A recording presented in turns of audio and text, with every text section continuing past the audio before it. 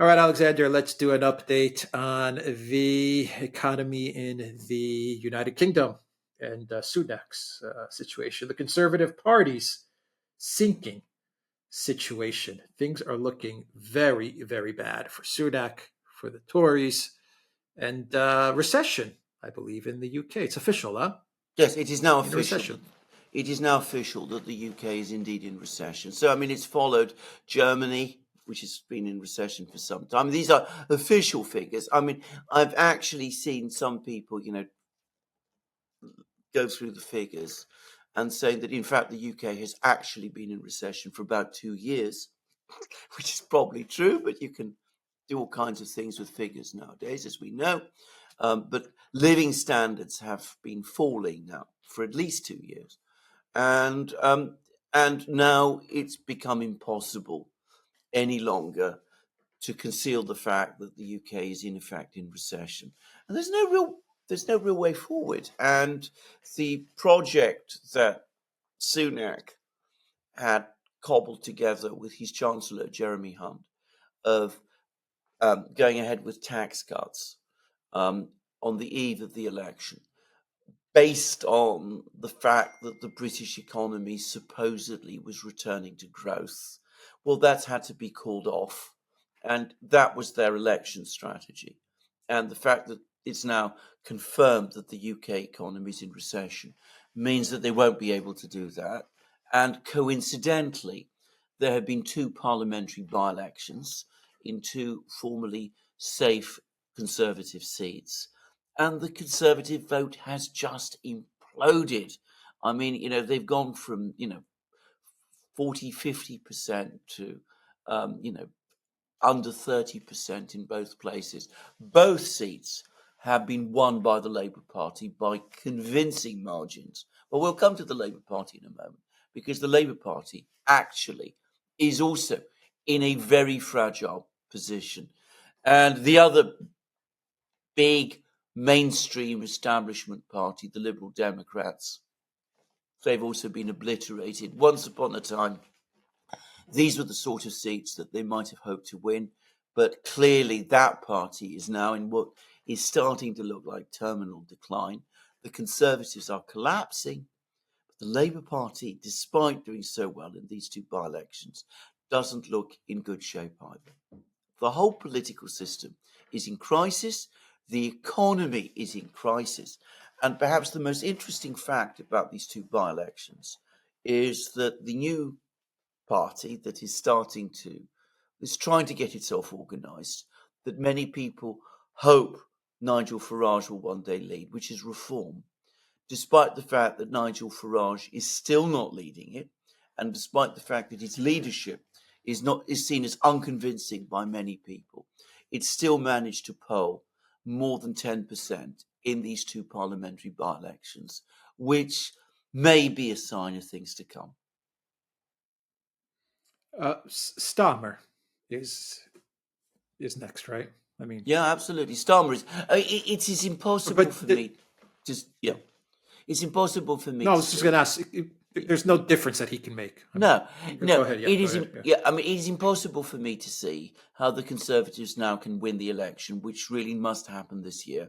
I mean, there've been instances when government parties, have suffered big defeats in by-elections, but not so close to an actual general election. So the Conservatives look like they're going to lose, and lose big. And if they lose big, realistically, the only party which can win, as happened in these two by-elections, is Labour. So we're going to get a Labour government either at the end of this year or at the beginning of next year, with Keir Starmer as Prime Minister. Keir Starmer is becoming a deeply unpopular figure. And before these two by-elections, he'd actually had an extremely bad week.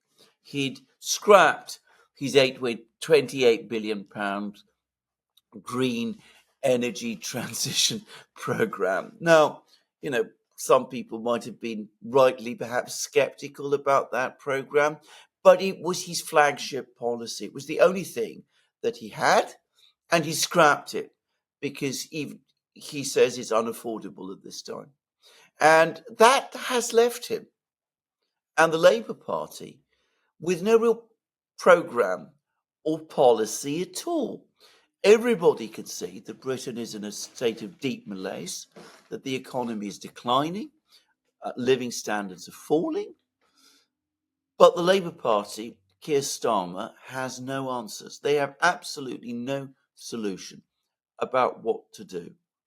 And he's also shown that he is an incredibly incompetent parliamentary and political manager, because there's a third by-election which is due to happen next week in a place called Rochdale. This is a place with a very large mainly Pakistani community, which is Muslim.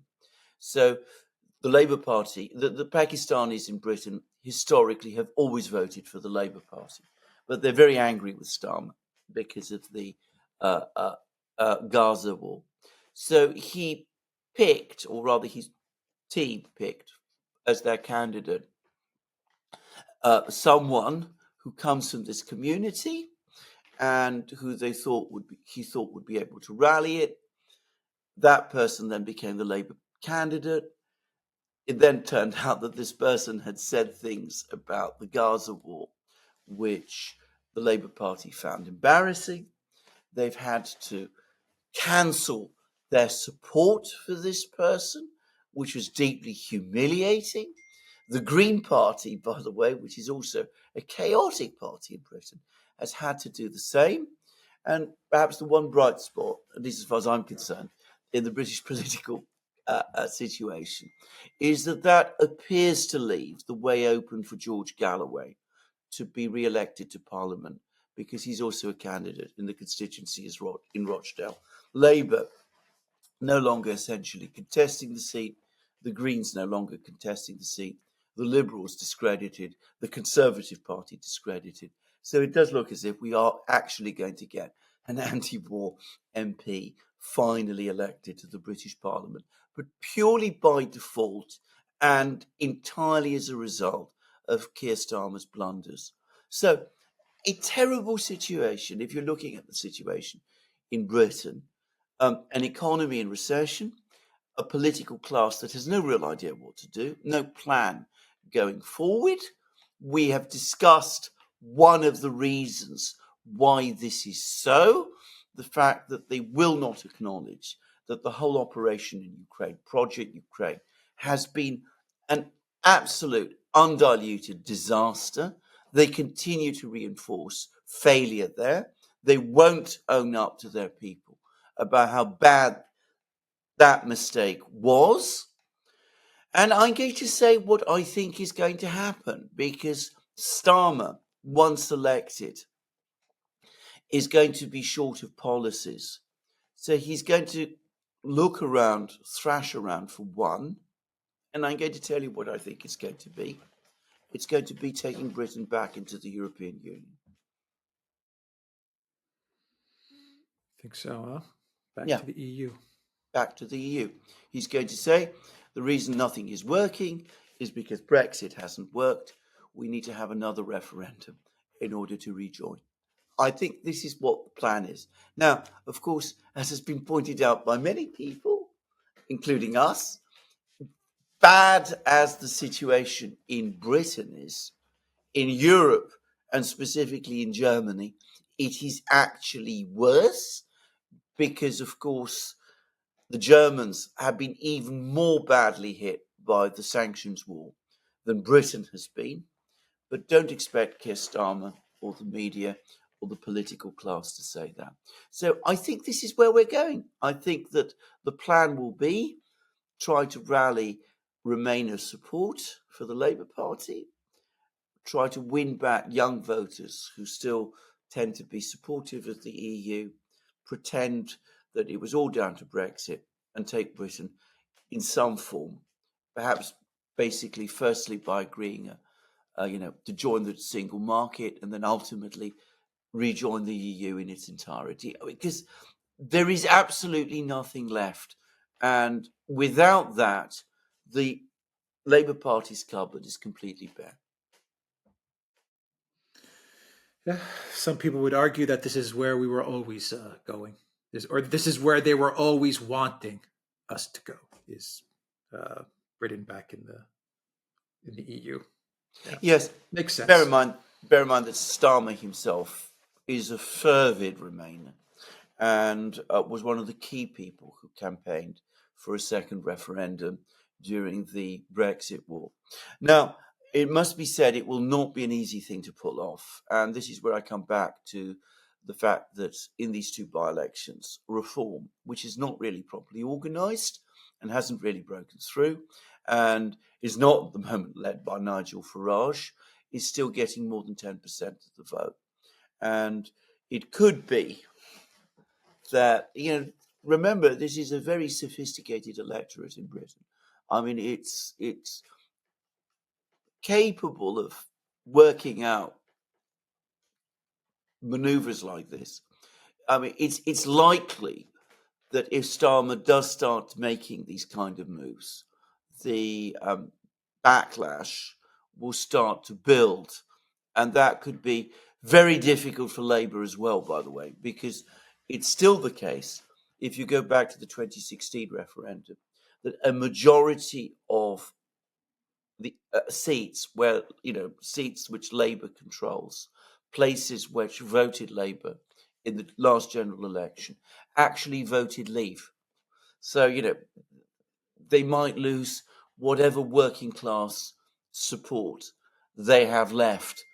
But I still think it's what Starmer will do. And of course, if the situation becomes very bad in Britain, it could be that out of despair, people will go along with him. All right. We will end it there. The Duran.locals.com. We are on Rumble, Odyssey, BitChute, Telegram, Rockfin, and Twitter X. And go to the Duran shop, 15% off all t-shirts. Take care.